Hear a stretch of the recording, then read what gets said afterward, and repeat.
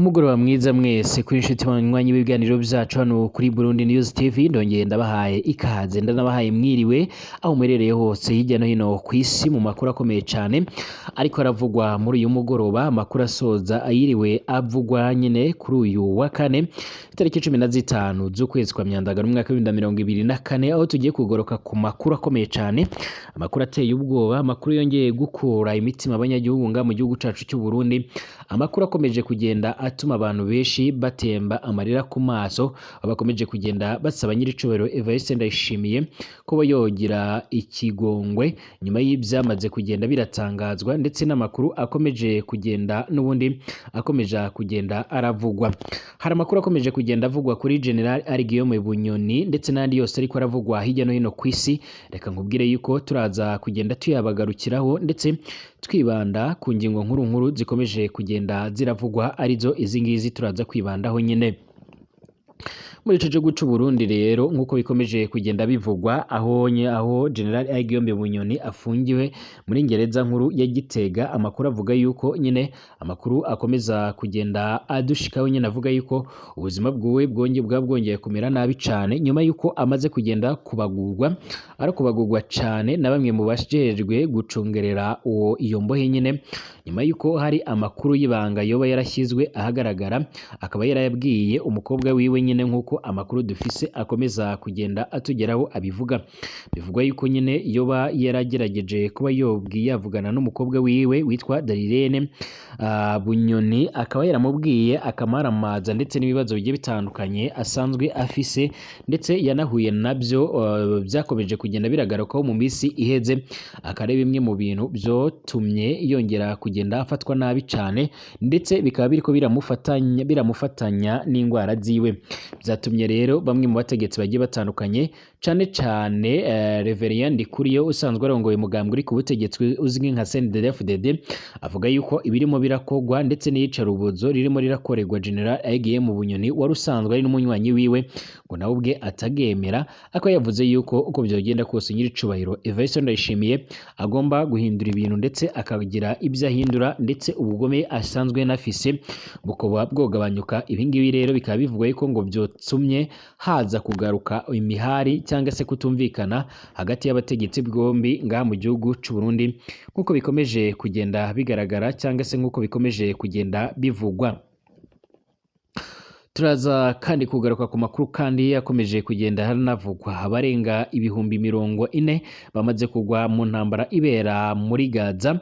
Intambara yatanguye umwaka ushize, umwaka wa 2023, nyuma y'igitero gikomeye cyane cyamaze kugenda kigabwa na Hamas bakakigaba kuri Israel nayo ikaza kuzabiranywa n'uburakari, ndetse gushika none nkuko amakuru dufise akomeza kugenda tugeraho nyine, Israel ikaba yaraje kwihorera ndetse ikaba imaze kugenda ihitana abatari bakeya, akaba ari abantu benshi ugereranyije n'iyi ngwano. Akaba ari intambara ndetse igihugu ca Israel cyavuze yuko kigomba kuzakora ibishoboka byose mu rwego rwo kugira ngo kibashe kuba cyasenya Hamas yose aho iva ikagera, mu rwego rwo kugira ngo bizere yuko bafise umutekano cyangwa se bagomba kuzaba bafise umutekano wuzuye, nkuko amakuru akomeza kugenda adushikiriza cyangwa se akomeza kugenda atugeraho nyine.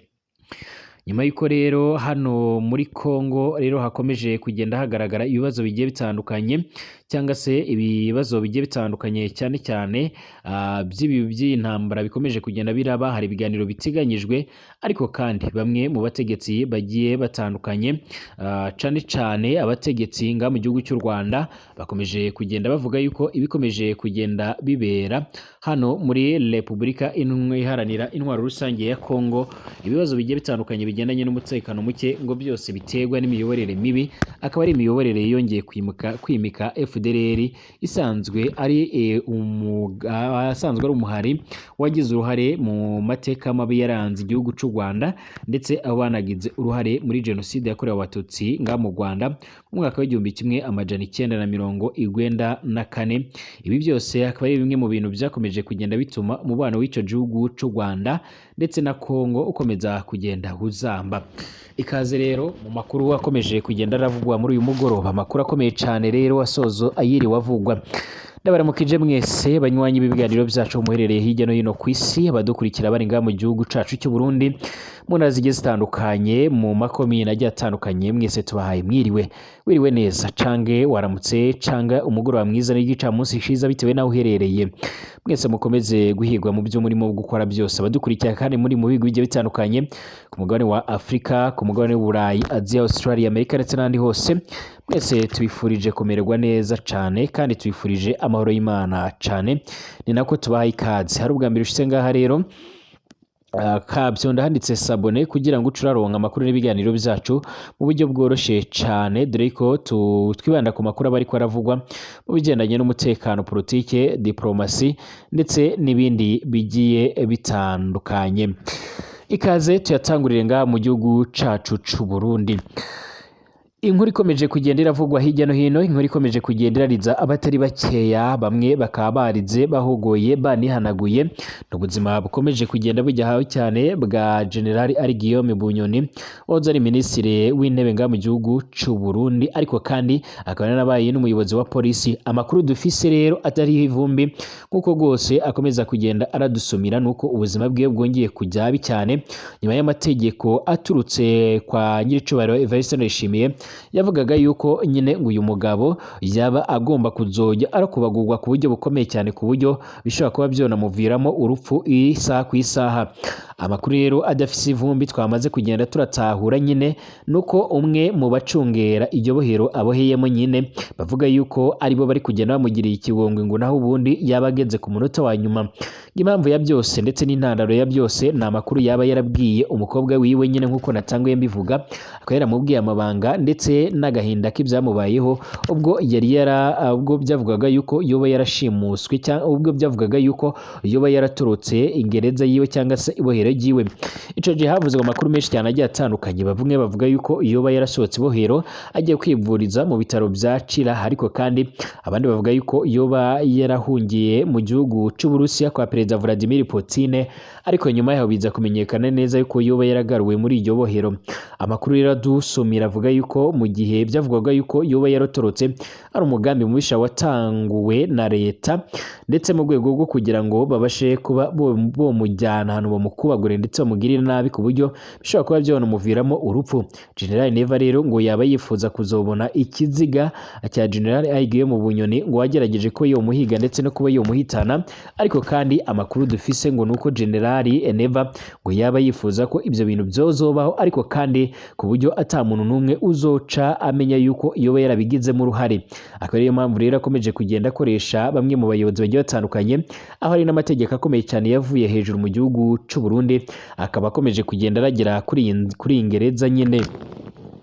Bivuga yuko rero ijoro n'amanywa uyu mugabo yoba akubagurwa cyangwa agakorerwa iyindi ricarubozo rikomeye cyane, aho muri iki gihugu kandi c'u Burundi hakomeje kugenda havugwa amakuru menshi cyane y'abanyagihugu bagiye batandukanye bakomeje kugenda baranyuruzwa, ndetse kandi ngo bakaba bariko baranyuruzwa mu buryo butigeze bunabaho, aho inzego zijejwe iperereza ariko ziri kugenda zirabikora. Ibi kandi biriko birakogwa mu rwego rwo kugira ngo General Neva abashe kuba yo kwitegurira amatora azaba mu mu myaka iri imbere, ariko cyane cyane muri uyu mwaka tugiye kuzatangura uri imbere hakaba hazaba amatora y'abahagarariye intara ndetse na za komine, ariko kandi byose akaba arimo abikora mu rwego rwo kugira ngo umugambwe arongoye uri ku butegetsi uzwi nka CNDD-FDD ubashe kuba wokomeza kugira imyanya myinshi ngaha muri iki gihugu c'u Burundi. Harimo abategetsi batigeze barya indimi nyuma yo gutahura imigambi mibisha ya General Neva, dore yuko nabo bavuga yuko ibyo ngibyo biriko birakorerwa abandi nabo bashobora kuzobikorerwa. Harimo abarimo nka Reverien Ndikuriyo usanzwe arongoye umugambwe uri ku butegetsi uzwi nka CNDD-FDD, asanzwe ari umunywanyi ukomeye cyane wa General Guillaume Bunyoni wamaze nyine kuba yotabwa muri yombi. Uyavuze yuko ibiriko birakorwa na General Neva atari ibintu byanga mu gihugu c'u Burundi, ndetse ari ubunyamaswa, ndetse avuga yuko ibirimo bakorerwa cyangwa se birakorerwa barifunzwe ngo nabo ubwabo abasigaye bishobora kuba byobageraho. Akaba ariyo mpamvu yatanguje avuga yuko buri murundi wese afite uburenganzira bwo guharanira uburenganzira bwiwe, ndetse anavuga yuko abantu niyo baba bafunzwe cyangwa se hari ibibazo bashinzwa ngo bidakuraho kuba bashobora kuba bohabwa ubuzima nk'ubw'abandi cyangwa se uburenganzira nk'ubw'abantu. bivuga yuko rero aya magambo ya Reverien Ndikuriyo ashobora kuba yozanye inzika hagati y'abo bategetsi basanzwe bafatanyije nyine mu kuyobora ico gihugu c'u Burundi, ariko kandi General Neva nta kintu yari yavuga cyangwa se yari yagarukaho. Icakora amakuru atari ivumba avuga yuko General Neva akunze kumvikana avuga yuko hari bamwe mu bategetsi bafatanyije mu kurongora ico gihugu c'u Burundi basanzwe bafitanye ibibazo bigiye bitandukanye, ndetse ari bamwe ngo mu batifuza yuko ico gihugu c'u Burundi cyogira amahoro n'umutekano. Reka tugaruke ku nkuru ndende iriko iravugwa ku bibera nga mu gihugu ca Kongo.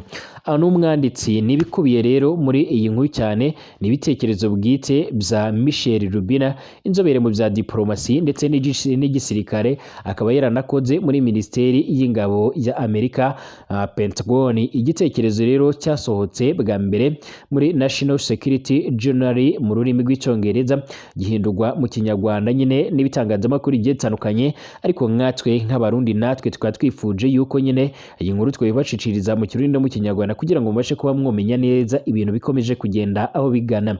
Ubutegetsi bwa Biden nibura bwa rimwe bwagerageje kugira icyo bukora nyine muri Afurika. Mu kuza umwaka wa 2022 Perezida Biden yateguye inama ihuza Amerika ndetse na Afurika, hitabira abagera kuri 50 i Washington DC. Ico gihe rero Biden yagize ati iterambere rya Afurika ni iterambere ry'isi yose. Uyu mwaka nabwo kandi hari abayobozi benshi ba Afurika bitabiriye inama yiga ku bucuruzi buhuza Afurika ndetse na Leta Zunze Ubumwe za Amerika, izwi nka USA Africa Business Summit Dallas. Mu gihe rero ibice bya Afurika y'Amajyepfo bimeze neza, imyitwarire y'ubutegetsi bwa Biden ku macimbirane ari mu gace ka Saheli, Afurika yo hagati ndetse no mu ihembe rya Afurika irakemangwa nko mu ntambara yugarije Sudani. Igikenewe kirenze kure gushyira amatangazo kuri interinete uyamagana ni ubutabazi bukomeye cyane.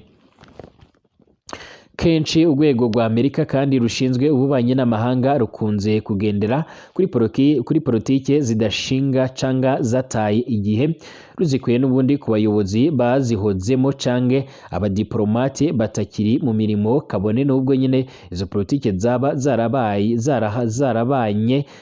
n'ukuri. Urugero ni nk'imyitwarire ya Anthony Blinken ushinzwe ububanyi n'amahanga mu kibazo cya Somaliland.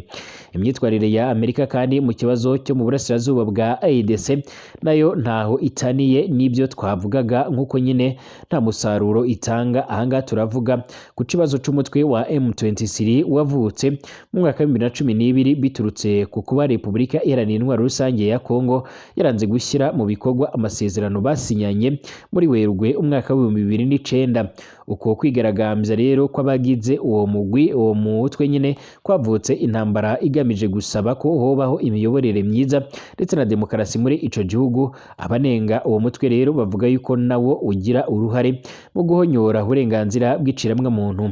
M23 mu mwaka wa 2012 ntibyayigoye gufata Goma, umujyi wa gatatu munini cyane muri Kongo. Hari na bamwe rero mu ngabo za leta ndetse na polisi biyunze kuri M23. Icyo gihe habayeho ibiganiro by'amahoro byatumye M23 yivana mu mujyi wa Goma mu mwaka wa 2013. Abagize uwo mutwe bahungira muri Uganda, nk'uko nyine amakuru akomeza kugenda abitangaza. Uwo mwaka nibwo Amerika rero yafatiye ibihano M23. Mu mwaka wa 2021 rero mu buryo bw'ubujyajya, Perezida wa RDC Félix Antoine Tshisekedi yongeye kubura ibyo guhohotera abatutsi b'abanyekongo. M23 igarukana ubundi bukana bukomeye cyane. Umuryango w'abibumbye, abashakashatsi, imiryango y'uburenganzira bw'ikiremwa muntu ndetse n'iyindi miryango mpuzamakungu bashinja M23 kwiba umutungo kamere wa Kongo babifashijwemo n'u Rwanda ndetse na Uganda. Iyi miryango kandi irarenga ikanazamura ibirego bidafise ibimenyetso birimo gukabya yuko abanyamakuru nabo bakakomeza kugenda bavuga yuko ngo nabo baba bagira uruhare mu gutangaza ibinyoma, cyane abanyamakuru basanzwe baherereye nyine ku ruhande rwa Kongo.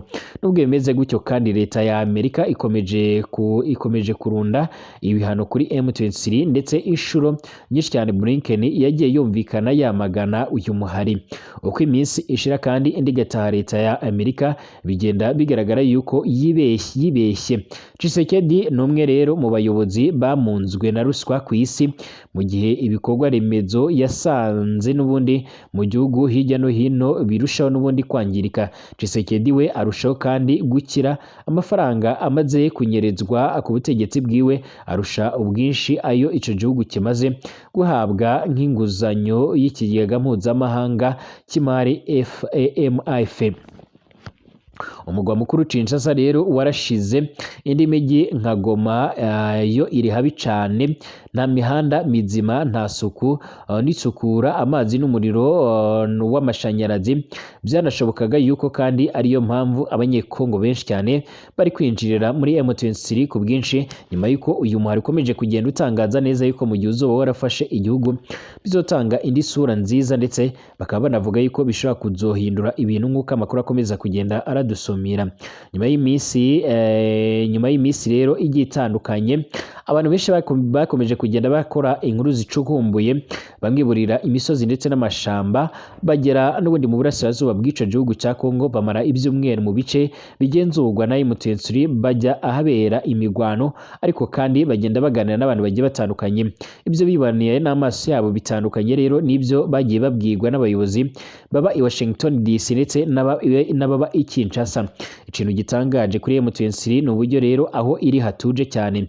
Muri Kinshasa ku manywa umutekano uba ugegwa ku mashyi, ariko bikarushaho kuzamba mu masaha y'umugoroba. Na hantu rero hari utubari ndetse na resitora bisa neza mu gace ka Gombe hafi y'ingoro ya perezida. Biragoye kubona umunyekongo wifuza kuhanyura wenyine. Muri Rucuro kandi mu bice bya Bunagana ndetse na za Kibirizi, agace karimo isoko kaberamo imigwano ikaze cyane hagati ya M23 ndetse n'ingabo za leta ya Kongo, mu kwezi gushize ubu ngubu haratuje byaba ku manywa ndetse na nijoro, nyuma yuko izo ngabo ziyobowe na General Sultani Makenga n'abandi bategetsi bagiye batandukanye basanzwe barongoye uwo muhari ndetse n'umugambwe wa politike wabo bakomeje kugenda bakora ibishoboka byose mu rwego rwo kugira ngo abanyagihugu babo n'abaturage basanzwe babarizwa muri ako gace babashwe kuba babona ubuzima bwiza. Mu mihanda yo muri utwo duce, imodoka ndetse na za moto n'amakamyo biba bibisikana, ata muntu n'umwe ushinzwe umutekano uherekeje. Bitandukanye no mu ntara ya Cabo Delgado muri Mozambique, yari yarazahajwe n'ibitero by'iterabwoba, aho imodoka kugira ngo n'ubundi zigende zigomba kuba zirekejwe n'abashinzwe umutekano ngo zitagabwaho ibitero. Ni nako kandi bimeze muri Repubulika ya Centrafrica kwa Faustin Archange Touadera cyangwa n'ahandi nk'aho nyine muri Congo. Ubwo abantu bagiye batandukanye bakoraga ubushakashatsi ndetse n'inkuru y'uyu mugabo ubwo yanyuraga mu bice bigenzurwa na M23, yahuye n'imodoka z'imiryango itegamiye kuri leta nka Medicines ndetse n'indi miryango igiye itandukanye irimo nka World Vision, zikagenda ata muntu n'umwe uzijya ugwara kandi nta bashinzwe umutekano baziherekeje. Ni gake cyane rero wahuraga na bariyeri mu muhanda. Muri Rucuro restaurant nziza uzisangamo ingabo ziri mu butumwa bw'amahoro bwa ONU mu burasirazuba bwa Kongo buzizwi nka MONUSCO. Abahatuye bagaragaza yuko bishimiye kubana na M23 ugereranyije nuko babagaho bakigenzurwa n'umuhari wa FDLR. Abaturage bavuga yuko kandi mbere FDLR yabahatiraga gukora imirimo y'agahato batishyurwa, by'umwihariko kubo mu bwoko bw'abatwa FDLR yakoreshaga nk'abacakara cyane. Ari abahinzi bo muri ibyo bice nabo yari yaragize imbohe, bavuga yuko bakoraga nta mushahara, ahubwo ko n'ubundi bamugwaga amafaranga yabo hakoreshejwe iterabwoba. M23 rero nayo ngo yaka imisoro, ariko kandi yica abaturage binjije cyangwa bejeje, ku buryo n'ubundi bitababuza gukomeza imirimo yabo, guhinga cyangwa kuba bosarura. Muri gereza ya Rucuro rero ahafungirwa abanyabyaha, uyu avuga yuko yahahuye bahuriye n'uwahoze muri FDLR aza gufatwa afise imyaka ishika nka 13 ngo hari n'abandi bakuru rero kuri we bavuze yuko bari bamaze igihe muri FDLR bavuze yuko kwinjira muri FDLR atari ubushake ahubwo ngo barashimutwaga bagaragara nk'abahubutse kuba batarigeze nyine binjira muri uyu mutwe cyangwa muri urwo rugamba atamakuru bafise. Abatwara amakamyo bagaragaje yuko FDLR n'ingabo za leta basabaga imisoro y'umurengera kandi bagakoresha igitugu kuri bariyeri wishyuraga rero bitewe nuko bitewe nabo uhasanze nuko babyumva ukabikora ku gahato.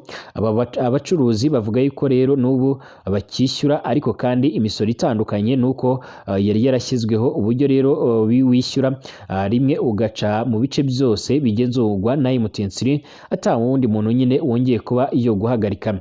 Baba abagize M23 cyangwa abacuruzi bacuruza kuva ku isukari kugera ku mbaho cyangwa se amabuye y'agaciro bahakana bivuye inyuma yuko ata munyarwanda cyangwa se umunya-Uganda wiba umutungo kamere wa Kongo. Bavuga yuko ubucuruzi bakora ari ubusanzwe nk'undi munyekongo wese nyine ushaka kugurisha ibicuruzwa byiwe. Itandukaniro rero nuko ibyo M23 yinjije itabishyira muri leta ya Kinshasa. Amafaranga M23 yinjiza rero nga akoreshwa mu gusana imihanda, imishinga y'ingomero z'amashanyarazi n'indi mirimo rusange rero ku rundi ruhande kandi leta ya Kongo yifashisha abacancuro b'abanyamerika bazwi nka Blackwater ndetse n'abandi bo mu Burayi bw'iburasirazuba ngo bayifashe n'ubundi kurwana uru rugamba. Ikintu gitangaje rero ubutegetsi bwa Biden bukora ugendereye kuri politike yabwo ni ugukorana n'uruhande ruri gukorana amabi cyane adasanzwe. Ubwo FDLR kandi yari yarafashe intara ya Kivu y'Amajyaruguru nk'ingaranzugwa muheto, bashimuse ubutaka bangiza pariki nkuru ya Virunga. Iyo hageze ibimenyetso by'uko bahahoze uhita ubibona. Ni pariki ibumbatiye rero urusobe rw'ibinyabuzima n'ibirunga bitarazima. Muri iyi parike kandi FDLR n'abasirikare ba Kongo bahigagamo inyamaswa bakazigurisha zirimo ingagi, intare ndetse n'imvubi. Batemaga amashamba bakagurisha imbaho, bagatwika ndetse bakanahinga ibigori ndetse n'imyumbati, nyuma bagahatira abaturage kujya kubisarura atamushahara bari buhabwe. Uyu munsi iyi pariki ya Virunga ntikiri uko yahoze nubwo M23 itigeze yirukana abayituyemo. Batangiye kongera rero gutera amashamba. Hari n'imirima myinshi cyane y'imyumbati n'ibigori byaboze byinshi. Ntabwo rero M23 ikoresha abaturage ku gahato. Agace igenzura ngo karimo ibiribwa byinshi cyane ugereranyije nuko bisanzwe bimeze mu bindi bice. Gushika none rero abaturage bavuga yuko bishimiye 100% uburyo basanzwe babayeho n'uburyo bakomeje kugenda bafatwa n'uyu mwari wa M23. Bavuga yuko niyo leta ya Kongo itakomeza cyangwa se itakongera gukomeza kugwana bo bwabo bimereye neza. Icakora bitandukanye n'ibitangazwa na leta ya Kongo. Leta ya Kongo ivuga yuko abaturage ngo baba bakomeje kugenda babaho nabi cyangwa se ngo baba bakomeje kugenda bicwa umunsi ku munsi. Icakora ibi bitandukanye n'abanyine batanga ubu buhamya. Abagerageje kugera mu bice bisanzwe bigenzurwa n'uyu muhari wa M23 bavuga yuko ubuzima bumeze neza ndetse butandukanye n'ubw'ababa mu bice bigenzurwa n'izingabo za Kongo. Ibi byose rero biratuma abaturage benshi bakomeza kugenda basanga cyangwa se binjira ku ruhande rwa M23 bavuga ko bakomeje kugenda bashyigikira ibitandukanye rero n'ibyo abandi bavuga yuko nyine ku ruhande rwa Kongo ariyo yoba iri mukuru. Cyakora hari amakuru avuga yuko intumwa za leta y'u Rwanda ndetse n'iza Kongo biteganya yuko zigomba kuzahurira n'ubundi i Rwanda mu gihugu cangora mu rwego kugira ngo babashe kureba hamwe uburyo bokomeza kugenda bahusha umwuka mubi w'amakimbirane ndetse n'ingwano ziri ko ziragaragara muri ibyo bice. Ndabashimiye mwese, twongere gusubira ku masaha y'ejo mu gitondo ku munsi ukurikiyeho.